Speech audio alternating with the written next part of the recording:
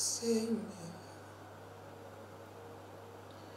Oh, mon âme, bénis le Seigneur. Oh, mon âme, bénis le Seigneur. Oh, mon âme, bénis le Seigneur. On va commencer. Alléluia. Peuple de Dieu, bonsoir encore. Que le nom du Seigneur soit béni. Que la grâce de Dieu soit avec nous tous. Alléluia. Soyez bénis pour ce moment. Nous sommes encore à une autre dimension avec Christ. Et aujourd'hui, nous sommes au deuxième enseignement. Notre thème de l'année, c'est la consécration. Alléluia, la consécration. Et la semaine dernière, nous avons parlé de l'importance de la parole de Dieu dans la consécration. Nous avons dit qu'il était quasiment impossible d'avoir une véritable consécration en dehors de la parole de Dieu. Aujourd'hui encore, le Seigneur va nous enseigner. Amen. Alors encore bienvenue. Je vous encourage à inviter les uns et les autres, les amis, les frères, les sœurs, afin que nous puissions ensemble écouter ce que le Seigneur a pour nous. Amen. Nous allons prier. Éternel Dieu, nous te bénissons, nous te rendons grâce. Merci pour l'opportunité que tu nous donnes de nous retrouver encore sur cette plateforme et, Seigneur, de t'entendre nous parler, nous enseigner. Merci, ô Dieu, pour ta présence, pour ton Esprit Saint qui est là et qui est au contrôle, ô Seigneur. Merci de nous donner des oreilles pour entendre, des yeux pour voir, des cœurs pour recevoir, Seigneur.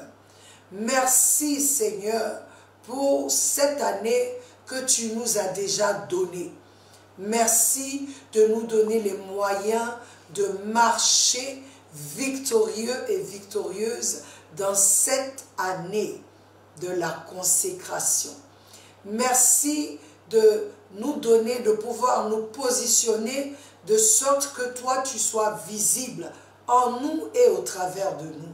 Béni sois-tu pour ce temps. Esprit de Dieu, enseigne-nous. Nous ne sommes que des instruments entre tes saintes mains. Enseigne-nous la parole du Père et donne-nous de pouvoir la comprendre. Donne-nous de pouvoir entendre et comprendre tes instructions. Alléluia. Et que ce temps soit, ô Dieu, une bénédiction pour chacun de nous. Ô mon âme, bénis le Seigneur. Ô mon âme, bénis le Seigneur. Ô mon âme, bénis le Seigneur. Ô mon âme, bénis le Seigneur.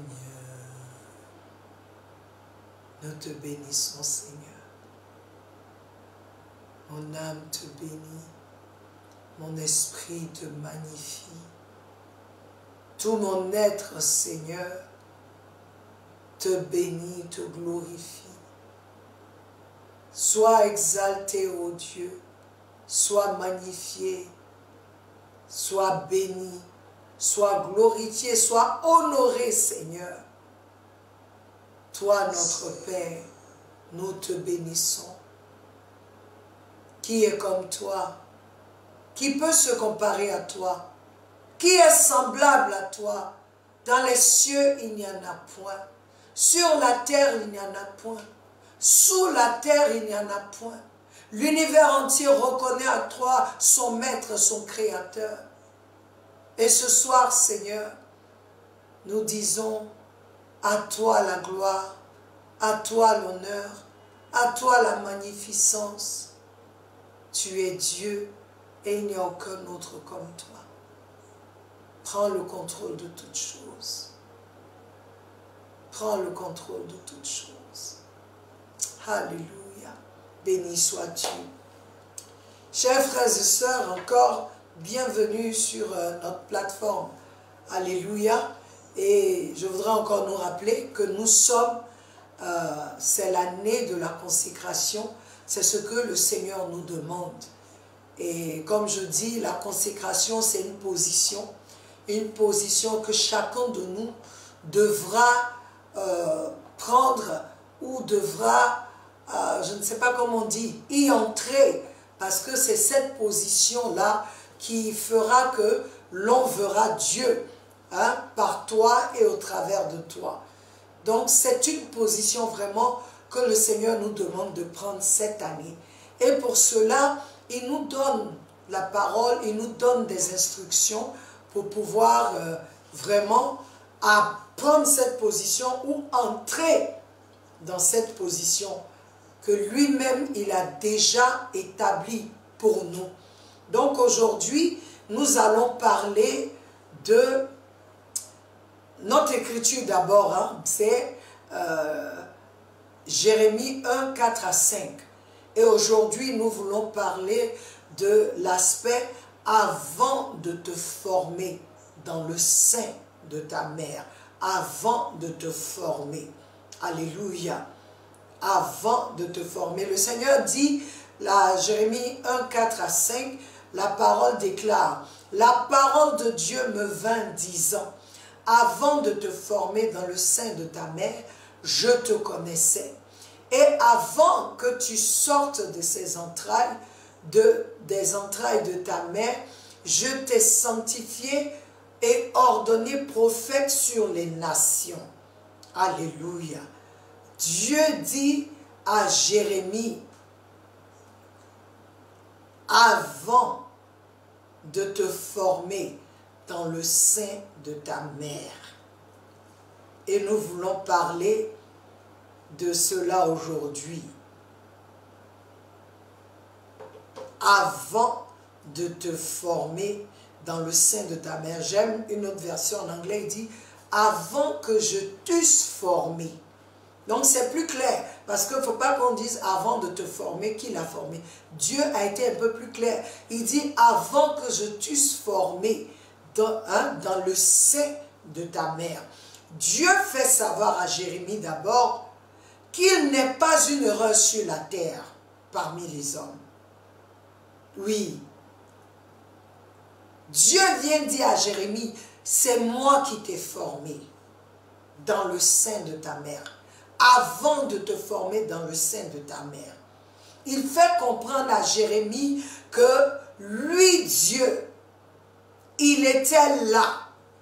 Il fait savoir à Jérémie qu'il a participé dans le processus de sa venue dans ce monde. Il était là et la mère de Jérémie, la mère qu'il a, Dieu fait savoir à Jérémie encore que c'est lui qui a choisi le sein qu'il a porté, lui Jérémie. Le Seigneur veut faire savoir à une personne qui suit cette émission, qui est abonnée, qu'elle n'est pas une erreur déjà, et que avant que tu ne viennes, lui Dieu, il a pris le temps de te former. Quelle que soit la manière dont tu as été conçu, il était là. Et c'est lui qui t'a formé dans les entrailles de ta mère. Ni toi, ni ta mère aviez eu à choisir. C'est-à-dire, comme souvent on oublie ça. C'est vrai, peut-être que tes parents ont prié pour avoir une fille, pour avoir un garçon. et le garçon est venu, la fille est venue, ils se disent, mais je vous assure que ce n'est pas eux qui ont décidé. Ils ont prié, mais Dieu, c'est lui qui te forme. C'est pourquoi maintenant on a l'échographie. Parce qu'on veut voir ce qu'on a. Parce que normalement on ne sait pas quel sexe on a. On ne sait même pas à quoi l'enfant va ressembler. À qui il va ressembler, au père. On ne sait même pas si l'enfant va naître avec un handicap. On ne sait rien. C'est pourquoi il a donné la sagesse à l'homme de pouvoir faire des machines pour faire une échographie. Mais lui, Dieu, il sait ce qui vient. Je veux dire à quelqu'un, peut-être qu'on t'a traité d'une erreur. Hein, souvent, quand nos parents sont fâchés avec nous, il y a des paroles qui sortent. Et ces paroles nous blessent tellement que ces paroles touchent notre homme intérieur. De sorte que dans la vie, on grandit avec un handicap émotionnel. Aujourd'hui, que cet handicap émotionnel soit ôté. Tu n'es pas une erreur. Dieu a participé au processus avant que tu ne viennes dans ce monde, avant que je ne vienne dans ce monde. C'est lui qui t'a formé. C'est Dieu qui t'a façonné. C'est ça. Parce que former, le synonyme, c'est façonner. Ça veut dire qu'il a pris le temps de te donner la forme que tu as. La forme que j'ai. Certains parmi nous, on ne s'aime pas du tout. Tu vas dire, mais qu'est-ce que ça a à voir avec la consécration? J'arrive. On ne s'aime pas du tout. On n'aime pas notre forme. On n'aime pas notre teint. On n'aime pas ce qu'on a. On veut tout changer pour être conforme à ce monde. C'est une insulte à Dieu. Oui, c'est une insulte à Dieu. Parce que la forme qu'il t'a donnée, le teint qu'il t'a donné, tout ce qu'il t'a donné, c'est-à-dire participera au plan qu'il a pour toi. Ces choses, Dieu ne fait pas les choses au hasard, non. Avec Dieu, il n'y a pas de coïncidence. Quand il dit à Jérémie, avant que je t'eusse formé dans le sein de ta mère, il disait à Jérémie, avant c'est moi qui ai fait, tu n'es pas une erreur. Tu n'es pas une erreur. Tu as de la valeur parce que c'est moi Dieu qui t'ai façonné. C'est moi Dieu qui t'ai donné la forme que tu as. C'est Dieu qui a mis en œuvre et travaillé la matière ou substance que nous étions. David dit dans le psaume 139, versets 13 à 16, il dit, « C'est toi qui as formé mes reins, qui m'as tissé dans le ventre de ma mère. Je te loue de ce que je suis une créature si merveilleuse. » C'est pas que David se regardait pour dire qu'il était beau. Mais David a compris que si c'est Dieu qui a pris le temps de le façonner, il est une créature merveilleuse. Je voudrais que quelqu'un m'entende aujourd'hui, que tu puisses t'aimer. Parce que Dieu a fait de toi une créature si merveilleuse, parce qu'il a pris le temps de te façonner. Il dit, tes œuvres sont admirables, et je le reconnais bien. Mon corps n'était pas caché devant toi lorsque j'ai été fait dans le secret, tissé dans les profondeurs de la terre. Je n'étais qu'une masse informe, mais tes yeux me voyaient. Et sur ton livre étaient inscrits tous les jours qui m'étaient destinés avant qu'un seul d'entre eux n'existe. Cette information est très importante dans ta consécration, dans ma consécration. Il faut savoir que la manière dont ton corps est formé, c'est comme ça que Dieu le voulait et c'est pour un propos précis. Aujourd'hui, il faut que tu t'apprécies toi-même, sachant que Dieu t'a façonné tel que tu es. Il faut que tu saches que tu es une créature merveilleuse. Il faut que tu chasses ces mauvaises paroles que tu as entendues te concernant. Il faut que ton self-esteem, c'est-à-dire ton estime de soi, grandisse, revienne à la normale. La normale, c'est que je m'aime, je m'apprécie. Pourquoi? Parce que c'est Dieu qui m'a façonné. Sinon, comment est-ce que je pourrais me consacrer à Dieu? Comment est-ce que je peux donner ce que je n'apprécie pas à Dieu? Comment est-ce que je peux dire à Dieu, prends tout? Si moi-même je ne m'aime pas, est-ce que c'est Dieu qui va m'aimer? Tu dois commencer à t'aimer. Sinon, ça sera difficile que tu te sentes même digne. C'est-à-dire pour dire, est-ce que Dieu va m'accepter? C'est que parmi nous, on a été abusés. De sorte que quand on se regarde, à l'intérieur de nous, on est mort. À l'intérieur de nous, malgré le fait que nous sommes en Christ, on a des complexes. On veut ressembler au monde. On veut faire ce que le monde nous propose. Le monde nous... Ce qu'on voit, si vous regardez bien, c'est-à-dire, quand il y a une nouvelle mode, tu ne sais même pas même qui est chrétien ou qui n'est pas chrétien. Nous tous, on est dedans. Pendant que le Seigneur peut te dire, toi, voici ce que je veux pour toi. Combien parmi nous souffrons à l'église, dans le corps du Christ, parce qu'on ne se sent pas bien à l'intérieur.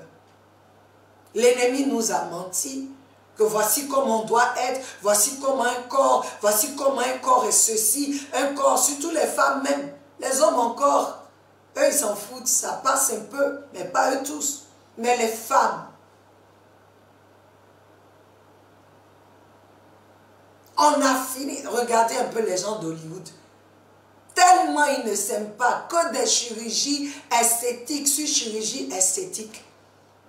Où on veut enfler les lèvres, où on veut enfler les joues, où on veut donner des... C'est-à-dire où on veut remplir la poitrine, où on veut avoir des fesses, où on vend ça. Il y a tel produit pour que tu... Mais attends, ce que Dieu t'a donné là, c'est pour un propos précis. Il faut que nous apprenions à aimer ce que Dieu a fait. Il a pris le temps de te façonner. Avant que je t'eusse formé dans le sein de ta mère, veut aussi dire que toi et moi, nous lui appartenons. Tu n'es pas seul, tu n'es pas une erreur, tu es la propriété de Dieu. Avant d'être la propriété de tes parents, avant que tes parents aient un droit sur toi, Dieu a ce droit. Tu es la pensée de Dieu, car ce qu'il a pensé de toi, c'est ce qu'il a formé. J'aime ça. Il a pensé de toi. La pensée qu'il a eue de toi, c'est ce qu'il a formé. L'idée que Dieu, lui, il avait en lui, c'est ce qu'il a formé. Pour que tu comprennes, tel le potier conçoit dans son esprit le genre de vase qu'il veut modeler. Ainsi, toi et moi avions été conçus en Dieu avant même que nous ne soyons conçus par ce père biologique et cette mère biologique. C'est fort ça. Parce qu'il dit, avant que je t'eusse formé dans le sein de ta mère, il a eu une conception d'abord de toi, d'abord. Ensuite, il y a eu la conception biologique pour manifester ce que lui, il a fait spirituellement, il a conçu spirituellement. Ce n'est pas quand l'architecte met les briques ensemble que le commencement de son œuvre, c'est pas quand les briques sont ensemble, quand tu vois la construction qui se fait, que tu dis que c'est là qu'il a conçu. Non. L'architecte a déjà conçu. Donc, il a mis sur papier, il a dessiné la maison là, avant que ça ne sorte de la terre. Il peut te montrer ça sur papier, le dessin qu'il a fait. Combien sera la profondeur, la base, la fondation? Comment seront les murs qui seront? Quel genre de briques il doit prendre? Tout ça, avant que tu ne vois physiquement, il a déjà conçu sur le papier. Maintenant, ils ont ce qu'on appelle 3D.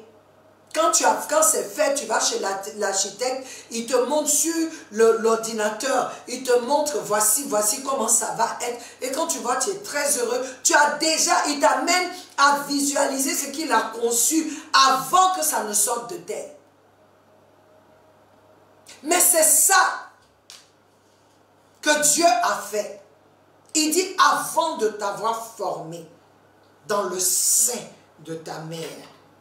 Avant de t'avoir façonné, avant de t'avoir modelé, comme le potier vient modeler, il vient façonner l'argile pour faire le vase. Dieu dit, il a pris le temps de te former, de me former.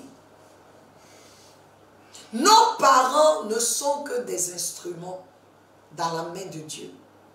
Et toi, à ton tour, tu deviens des instruments dans la main de Dieu. Pour faire venir au monde ce que lui, il a déjà conçu.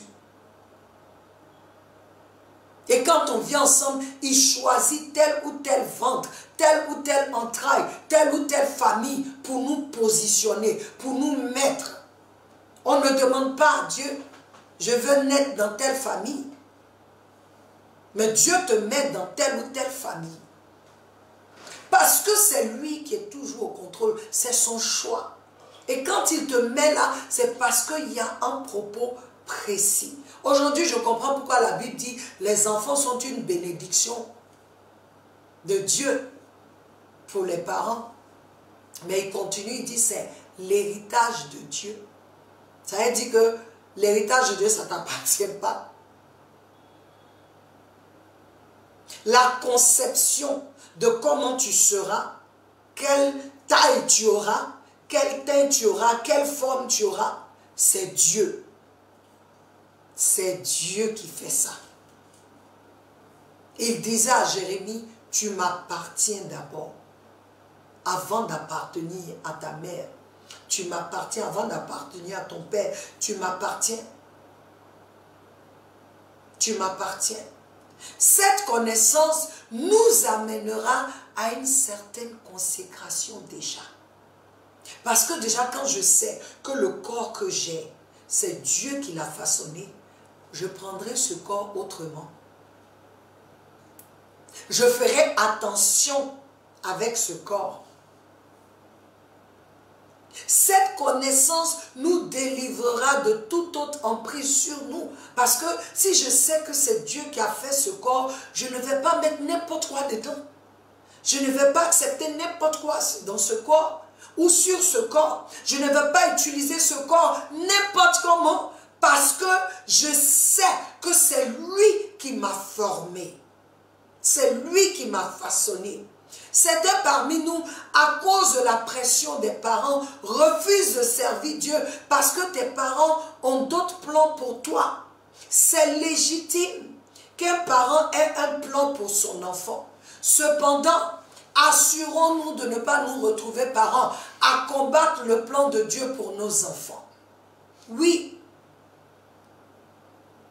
Souvenez-vous que j'ai dit que la véritable consécration va nous amener à renoncer à ce qui est légitime. Si cette chose se met au travers de ce que Dieu nous demande. Quand le potier façonne le vase, il a une idée précise dans son esprit concernant l'utilisation de ce vase. Oui. Quand le potier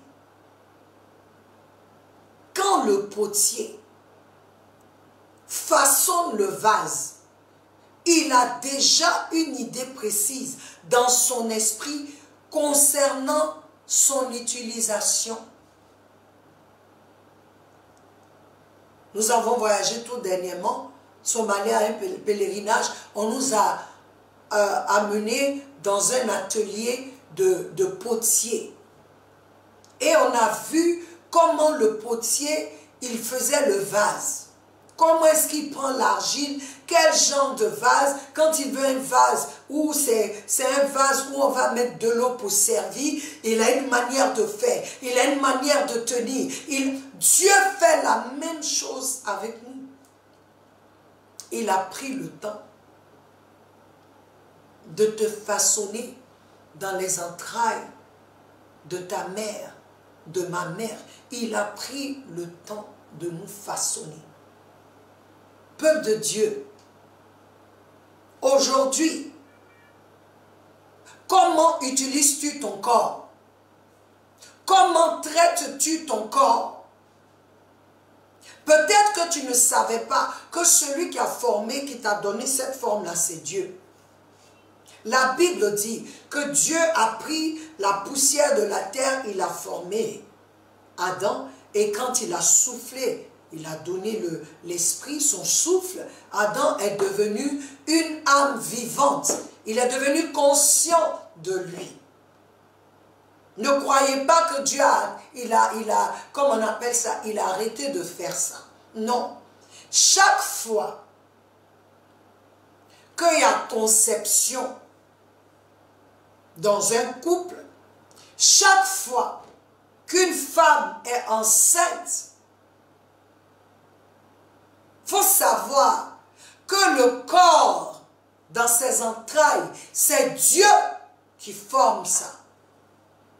Pendant qu'elle est enceinte, c'est pourquoi il a mis 9 mois, c'est lui qui prend le temps. Au début, on ne voit pas de grossesse, on voit la grossesse, mais on ne voit pas de forme. C'est pourquoi la femme, c'est pas au premier jour de la grossesse qu'elle va aller l'échographie et voir quelque chose. Non.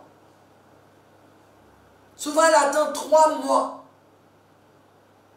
Parce que c'est là où tu vois que comment est-ce que les choses se forment. Dieu travaille toujours. Comment tu te vois? Comment? Si tu ne savais pas que ton corps, c'est Dieu qui a formé son corps, ce corps-là, aujourd'hui, je viens te le dire, c'est lui qui t'a formé dans le sein de ta mère. Et il t'a formé pour une utilisation précise. Il t'a formé pour un but précis. Alors, je ne sais pas comment tu utilises ton corps. Parce que Dieu même dit, ce corps-là, c'est Paul qui le dit, il dit, offrez vos corps, 2 Corinthiens, offrez vos corps comme un sacrifice vivant à Dieu. Offrez volontairement. Quand tu sais maintenant que c'est Dieu qui a formé ce corps, c'est Dieu qui t'a donné ce que tu as, ta tête, tes yeux, tes oreilles, ta bouche, toute ta dentition, c'est Dieu. C'est pourquoi l'enfant, le bébé naît, ça prend du temps. Il continue. Il continue. Tout ce que Dieu a mis en lui, là, ça doit sortir. Les dents vont sortir. Tout va venir par saison. Le temps, chaque chose a sa saison. Toi, Dieu t'a formé. Il m'a formé. Comment abusons-nous de ce corps qu'il a formé? Ou utilisons-nous ce corps pour le glorifier? Ta consécration commence dans cette connaissance. Parce que si je sais que ce corps que j'ai, c'est Dieu qui l'a formé, je prendrai le temps avec ce corps. Ce corps, je le traiterai de sorte que Dieu prenne toute la gloire. C'est pourquoi quand ton corps est malade, Jésus allait à la croix, il n'a pas arrêté, il n'est pas allé seulement pour que ton esprit soit régénéré. Il a tout fait. La Bible dit que par cette maîtrise, toi et moi, on a été guéris. Ça veut dire quoi? Il a pris en compte ton esprit, ton âme, ton corps. Parce que tout ça appartient à Dieu. Mon frère, ma soeur, ce soir, je voudrais que tu prennes le temps de penser, de méditer. Si tu ne t'aimais pas, répands-toi. Si tu penses que la forme que tu as te crée des problèmes, va vers le potier. Va vers lui et dis-lui ce que tu ressens. Mais n'abuse pas de ce corps. Abuser, ça veut dire utiliser ce corps contrairement à ce que Dieu veut. Alors je voudrais aujourd'hui nous encourager. Va encore lire, méditer, soyons comme les chrétiens de Béret, va lire, va méditer. Va méditer. Alléluia. Va méditer. Et demande à Dieu, comment est-ce que je dois traiter ce corps? Je ne peux pas abuser de ce corps. Parce que c'est toi qui l'as formé. Et parce que tu l'as formé, alors je peux venir devant toi avec tous les membres de mon corps. Quand il y a quelque chose qui ne va pas, je peux venir parce que tu as formé ce corps. Tous mes organes, c'est toi qui les as mis en place. Alors si j'ai un organe défaillant, c'est à toi que je viens. Comme quand tu as ta voiture, tu veux changer l'huile, tu veux changer tout ce que tu dois aller normalement chez le concessionnaire pour faire. Bon, ici on va chez les mécanos et tout, mais tu dois aller là où tu as acheté la voiture parce qu'ils ont tout là-bas, ils ont les mécanos, ils ont tout. Tu vas avec la voiture pour qu'ils puissent nettoyer, ils puissent mettre dans la voiture ce qu'il faut. Quand il y a un problème, ils ont la solution. Donc toi et moi, nous devons aller devant celui qui a formé ce corps-là. Quand ça ne va pas, pour lui dire ça ne va pas. Nous ne pouvons pas abuser de ce corps parce que nous devons lui redonner ce corps. Paul dit, offrez vos corps comme un sacrifice vivant à Dieu. Il dit encore, ne savez-vous pas que vous êtes le temple du Saint-Esprit? On va encore parler de ça. Il dit, vous ne pouvez pas utiliser vos membres pour l'impudicité. Vous ne pouvez pas utiliser vos membres pour faire ce qui est contraire à Dieu. Et quand je parle de corps, je ne parle pas seulement de l'impudicité. Tu peux être quelqu'un qui est glouton. Tu manges, tu manges, tu manges et tu détruis ce corps. Tu peux être quelqu'un, tu es anorexique, tu détruis ce corps. Tu peux être quelqu'un, tu fais n'importe quoi sur ce corps. C'est à toi que je parle. Dieu est celui qui a formé ce corps. Et il veut nous dire que nous lui appartenons. Nous lui appartenons, tout ce que nous avons, le corps que nous avons, la forme, la taille, le teint, tout ce que nous possédons, c'est lui. David, en disant, je suis une créature merveilleuse, David n'était pas le plus beau parmi ses frères. Parce que lorsqu'on nous dit que Samuel est venu, il a vu les frères grands, comme on se dit, mais ça, tu le vois, grand de taille, avec autorité, il dit, voilà. Et Dieu dit non, non, non. Dieu a pris celui qui était petit de taille. Beau aussi, mais petit de taille. Celui que tu ne choisirais pas en premier. C'est lui que Dieu a pris. Donc ne te regarde pas, ne te compare pas aux autres. Tu es une créature merveilleuse. Une créature que Dieu a façonnée. Il a pris son temps pour faire. Alors aujourd'hui, je veux t'encourager à t'apprécier. Cette connaissance t'amènera à un niveau de consécration à Dieu. Alléluia. Donc Pierre Stéphane, je pense que nous avons fini. Nous avons fini notre temps. Alléluia. Et je voudrais encourager quelqu'un, prends le temps de t'aimer. Prends le temps d'apprécier ce que Dieu a fait. Prends le temps de méditer encore sur cette parole. Ton corps appartient à Dieu. Nous allons prier. Éternel Dieu, nous venons à toi, nous te disons merci encore, merci pour ta parole, car en vérité, Seigneur, nous ne prenons pas, souvent nous exagérons avec le corps ou nous abusons de ce corps, nous faisons ce qu'il ne faut pas, Seigneur, mais aujourd'hui par ta parole, nous savons, nous venons de comprendre que c'est toi qui as pris le temps de nous façonner comme le potier, c'est toi qui l'as fait, Seigneur. Nous venons te dire merci, merci pour ce corps que tu nous as donné, merci Seigneur, oh Dieu, merci parce que tu as pensé en nous, nous sommes Seigneur une œuvre, vraiment comme tu le dis, des œuvres merveilleuses, une œuvre comme tu le dis dans ta parole, nous sommes un chef-d'œuvre, tu as pris le temps de nous faire Seigneur, et nous voulons te dire merci, merci, je prie pour celui qui a une fausse estime de soi, que tu te révèles à une telle personne, celui qui a une estime de soi, qui est, comme on dit, low estime, qui a une mauvaise estime de soi, qui se voit en deçà de tout, qui se compare à tout moment aux autres, je prie que tu visites cette personne aussi, afin que chacun de nous, Seigneur, oh Dieu, sache que c'est toi qui nous as formés dans les entrailles de nos mères, c'est toi qui nous as modelés, c'est toi qui nous as façonnés, afin que chacun de nous, à partir d'aujourd'hui, Seigneur, oh Dieu, regarde son corps différemment, parce que c'est toi qui nous as façonnés.